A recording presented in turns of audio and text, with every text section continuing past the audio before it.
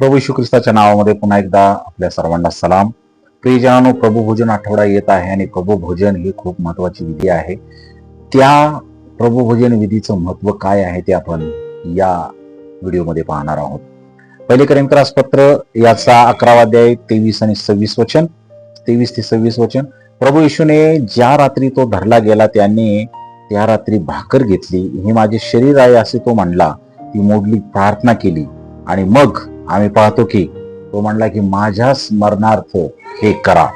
प्रियजनांनो, हा जो प्याला होता तो प्याला सुद्धा त्यानं घेतलेला आहे द्राक्ष रसाचा आणि तो म्हणला की हा प्याला माझ्या रक्तातील नवा करार आहे. खूप महत्वाची बाब परमेश्वर या ठिकाणी आपल्याला शिकवत आहे. प्रभू येशू ख्रिस्त आपल्याला शिकवत आहे.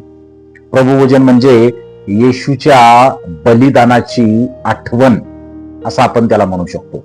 येशू ख्रिस्ताने जे आपल्यासाठी बलिदान केलं त्या बलिदानाची आठवण म्हणजे प्रभुभोजन. आपण त्याच्या मृत्यूद्वारे आपल्याला मिळालेल्या तारणाचे स्मरण या दिवशी करायचं आहे. प्रियजनांनो, लूकचं पुस्तक 22वा अध्याय 19 आणि 20 वचन असं म्हणतं, हे माझे शरीर आहे जे तुमच्यासाठी दिले जाते, माझ्या स्मरणार्थ हे करा. प्रियजनांनो, प्रभुभोजन म्हणजे स्मरण करणे. कशाचं स्मरण? येशूने आपल्यासाठी दिलेल्या प्रेमाचं स्मरण करणं. त्या प्रेमाखातर त्याला क्रूस खांबावरती स्वतःला बली द्यावं लागलं. प्रियजनांनो, त्या प्रेमाची आठवण, ज्या प्रेमाची भरपाई कोणीही करू शकत नाही.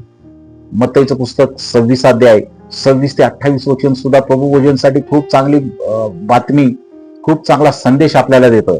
हे घ्या व खा, हे माझे शरीर आहे, कारण हे माझ्या कराराचे रक्त आहे, जे पुष्कळांच्या पाप क्षमेकरता सांडले जात आहे. प्रियजनांनो, आमच्या प्रभू येशू ख्रिस्ताचं रक्त तुम्हा पाप्यांच्या पाप क्षमेकरता सांडलं गेलं. ही खूप महत्वाची बाब आम्ही लक्षात ठेवली पाहिजे. प्रभुभोजन म्हणजे आम्हाला जी पाप क्षमा मिळालेली आहे त्या पाप क्षमेचा संदेश, नवा कराराची आठवण, याद्वारे आम्हाला या सर्व गोष्टींची प्रभुभोजन विधीमध्ये आठवण होत असते. म्हणून माझ्या प्रियजनांनो, पहिली कोरिन्थीस पत्र 11वा अध्याय 28 वचन असं सांगतं, प्रत्येकाने स्वतःचे परीक्षण करून मग भाकर खावी आणि मग त्या प्याल्यातून प्यावे. म्हणून प्रियजनांनो, प्रभुभोजन घेण्यापूर्वी आमचं आत्मपरीक्षण असणं खूप गरजेचं आहे. आम्ही आत्मपरीक्षण करणं खूप गरजेचं आहे.